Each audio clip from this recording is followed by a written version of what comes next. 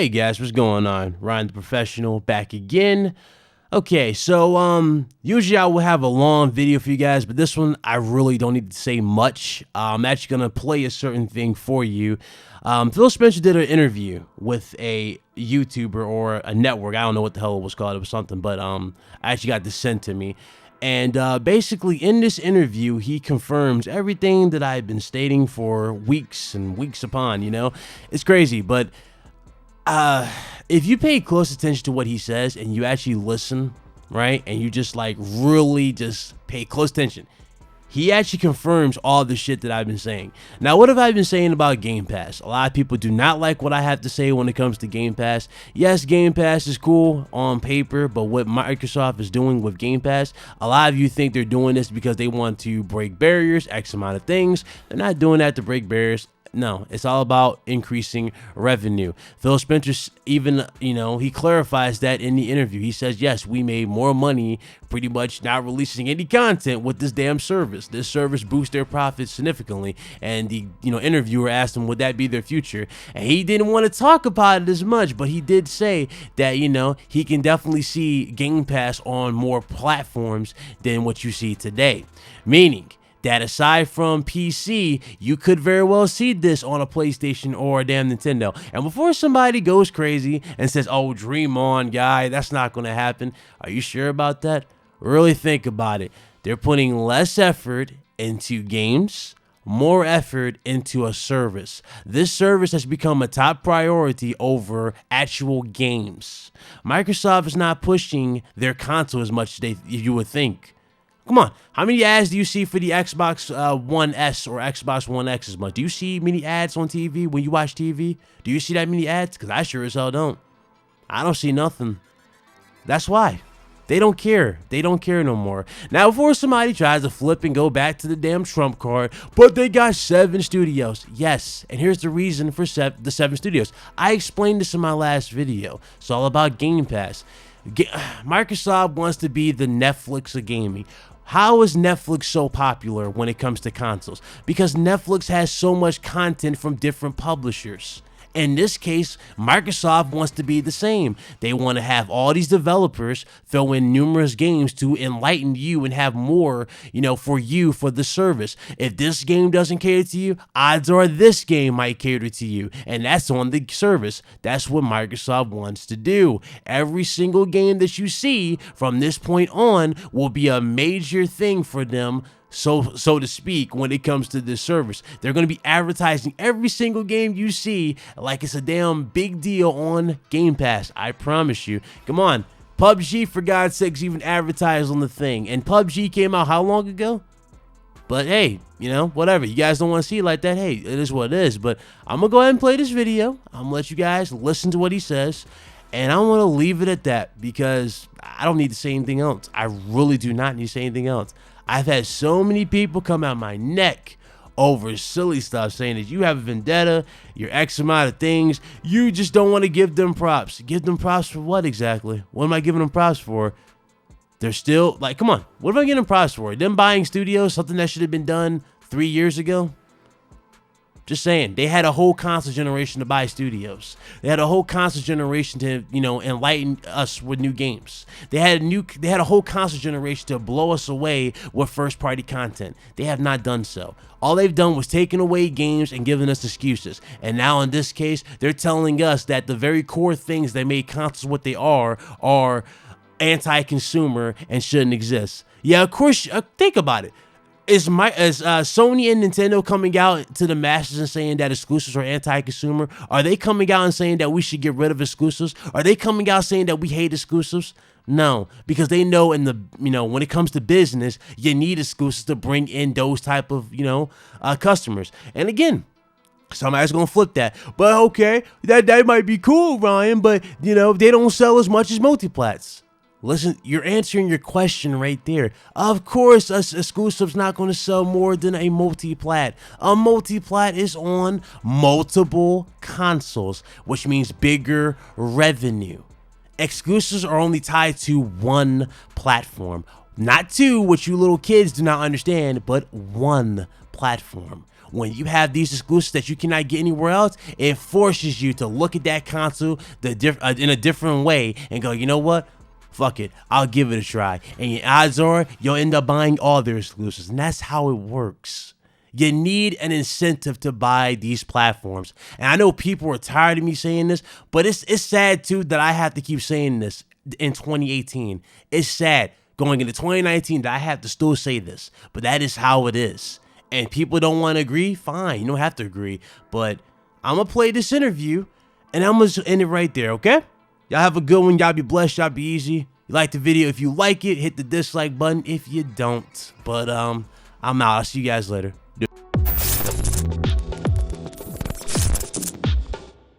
First of all, hello Phil, thank you very much for giving us some of your time, and thank you so much for your work at Xbox. It's been really amazing right now.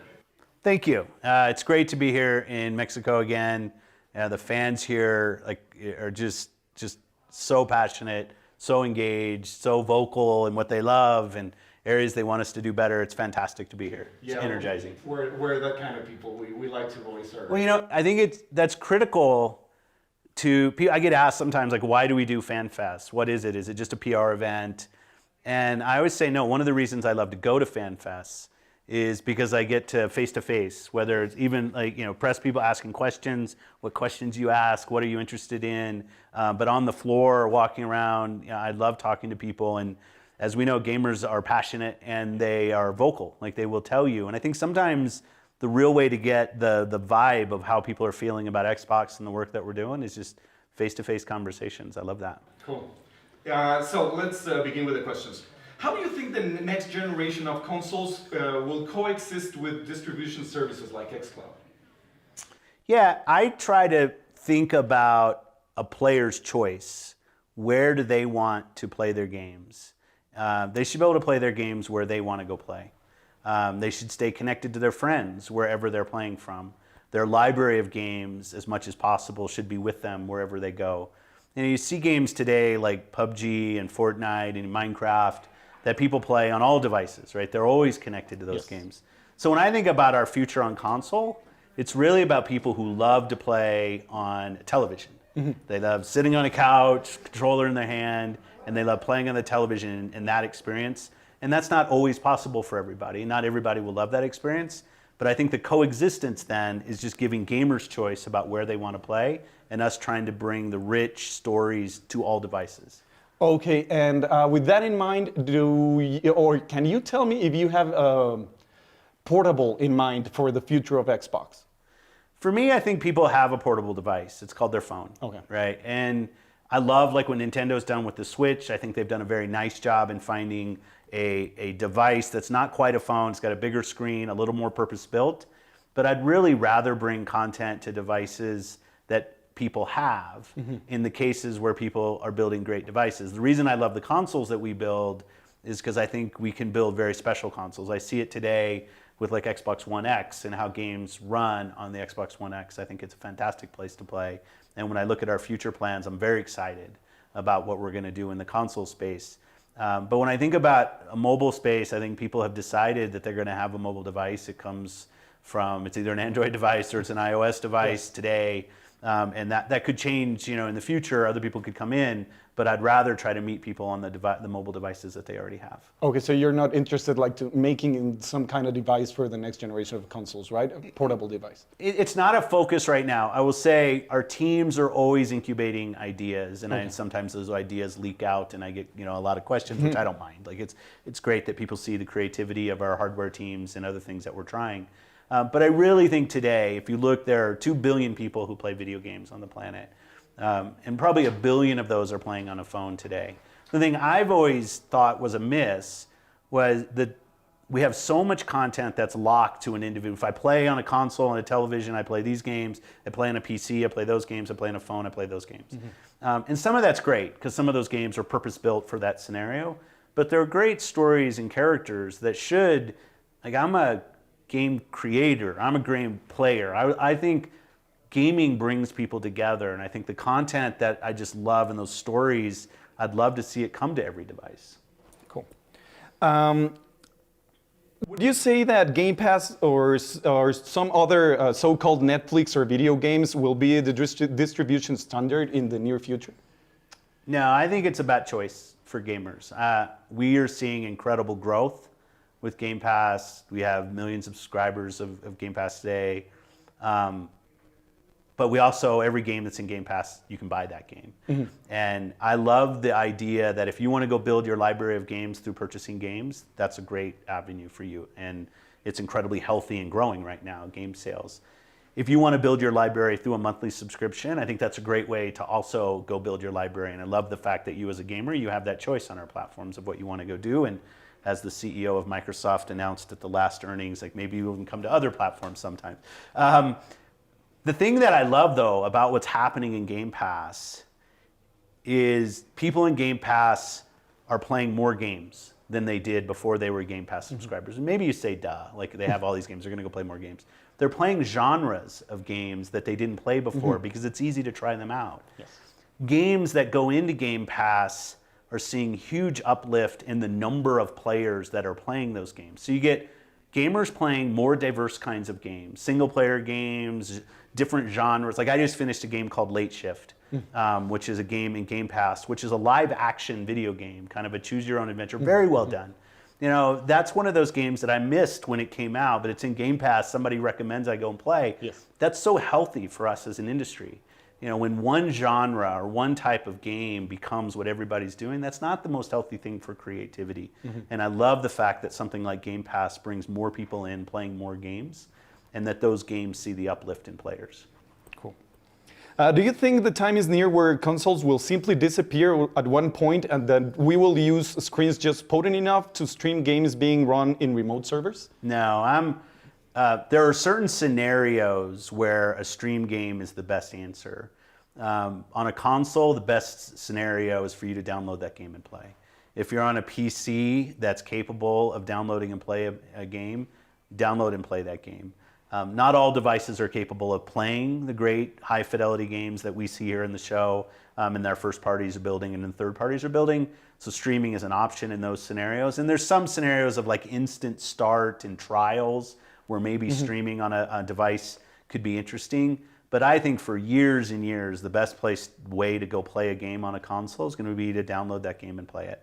And same thing on PC. I think streaming is something that's further out in terms of it becoming really mass market, everybody doing it, and even way further out, but before it's the best way to play that game, if it ever is. I mean, I just think it's about giving you choice as a player, not about replacing what you do. We love people who play on PC today. We love people who play on console and play native games on consoles, and we're investing to make that even better.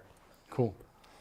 Seeing the success of mobile and free-to-play games are having on the industry as a whole, do you fear that games are at risk of becoming watered-down experiences designed to please the masses and just become money machines? The thing I love about games is I have this phrase I use, like nothing is everything. And I've just been in this industry long enough to remember when everything was going to be Facebook games. Everything was going to be Mafia Wars and Farmville, and the rest of nobody was ever going to play on a device anymore. It was all going to be browser-based games. And you saw a bunch of companies get created, and they go and they start. And are all those games bad? No. Is every game one of those games? No. Then mobile comes along, and it's free to play. Everything's going to be free to play, and any kind of download to own game is going to go away. No. Then Red Dead 2 comes out, and just like television, if I'm music right now, there's kind of only one business model, which is I have a subscription somewhere. And in games, we've got subscriptions that we see growing, we've got download that we see going, we've got free to play that's incredibly strong, we've got all different kinds of business models that are working, and I just think it gives our creators great tools so they don't have to make everything one thing. Okay. Do you have any specific plans to conquer emerging markets like Latin America? I usually don't use conquering markets. Yeah, I know. Some evil plans. You know, I'm very proud of the work that the teams did early on to bring our products here into Mexico and Latin America. And I think the market share that we see here in Mexico with Xbox today is a testament not only to those early investments in terms of bringing the console in and localizing our dash and having all that work, But same thing with franchises like Gears of War and Halo that do incredibly well here. Yes. And so when I look at the growth in Latin America, the thing, you use the word emerging, these aren't emerging markets for us. These are huge. Latin America has 200 million gamers, 50 million gamers in Mexico alone. It's a big market for gaming. For us, Sony, Nintendo, any market. We happen to do very well here, which I'm proud of, but this is an established market that's been growing for a long time. This is our 4th Fan Fest that we're doing here. I love to see the creative community slowly starting to grow here. One of our biggest Minecraft creators in our marketplace is actually from a Mexican company that's doing content. You see more games starting to come, playing a game called Heimrich that just came out of Colombia. I love the fact that we see a region of players turn into a region of creators. And I think from that perspective, this market is emerging. But as a business, this is a great business already down here. And what would you attribute to the success that Microsoft has had in Mexico in particular? Yeah, I think in Mexico it really goes to the early investments that the team made in coming in and building the console and localizing here and shipping it in the market. And I will say, I'm going to say we got a little bit lucky with how well Gears of War is done. I mean, Gears of War was done by Epic in Raleigh, North Carolina. It's not like it was developed here. But it's an IP and a franchise that's just resonates so well. I mean, we do esports here. We've got one coming in February. I guess we have like over 100 teams signed up here in Mexico to go play. And we're doing Halo esports here. We do Forza esports here. But I think we've had some franchises that have done well, and we've invested in them. We've made sure we've localized them. Rod's here with us today, the members of the team. So we come down, we invest in the community. But I think that, and this was before me, so I'm not taking credit for the early work and the investment in the platform and localization, but I think that was important. And frankly, you can look across the globe and find markets where we don't do as well. And I think you could say the same thing, that some of our competitors were more aggressive early on than we were. And it's something, as I look forward in being more global in our plans, that is a deliberate part of what we're trying to do. Cool, and we appreciate it, really appreciate it. And do you have any project in your sights from Latin America that you would like to support at the time being? One of the things I love to do when I'm here is meet with developers and kind of get a sense of, not necessarily like I pick one and I say, hey, I like this one more than another one, but really what are the challenges that they have. One of the challenges I hear right now, frankly, for developers, not just in Mexico, but in Latin America all up, is how do they get gaming talent? Mm-hmm. How do they get people who know how to build video games that are here?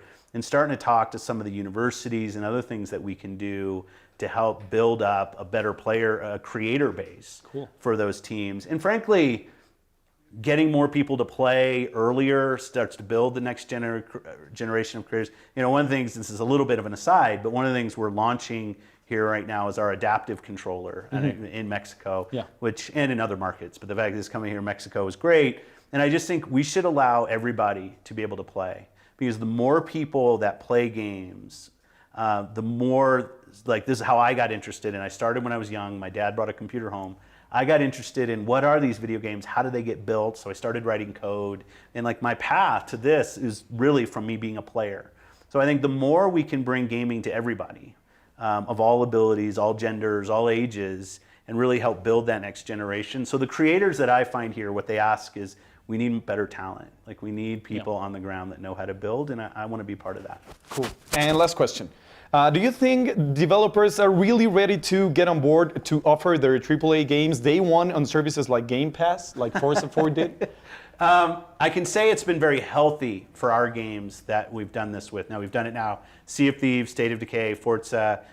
You're seeing more games that are getting announced. Definitely some of the mid-tier, smaller games that are looking for great ways to get established. Your big AAA games, those businesses that are trying to run their own business model. What I will say is it's been healthy for the franchises. When we put a game like Forza Horizon 4, which I can't stop playing right now, when you put that in Game Pass, you instantly have more players of the game, which is actually leading to more sales of the game. And I know some people have questioned that, but like when State of Decay launched, you saw how well, if you looked in the US at like the NPD, you saw this game selling really well in the month that it launched in Game Pass. When most people would say, well, isn't everybody just going to subscribe for, in the US, $10 and go play this thing? But no, because you know this, like gamers find things to play based on what everybody else is playing. Yep. What's number one on Mixer? What's number one on Twitch? What's my friends list? What are people saying on Discord? Like they go everywhere to see. So when these games hit something like Game Pass with all of these players, it instantly raises the awareness. And I think we will get there, but creators have to make their own business decisions. I love the fact that we have Hellblade coming into Game Pass. And I love we're announcing 12 games here that are coming into Game Pass. We're seeing some games launching day and date into Game Pass, which is awesome. Crackdown will be our next first party game that goes day and date into Game Pass. And it's an option for creators, and I think it's going to be a good option, but they'll all make their own decision. Cool. Well, let me thank you very much for being here with us and for making this kind of events here in Mexico. We love these kind of things. We don't have too much of them, so we really enjoy them when they come here. Thank you very much.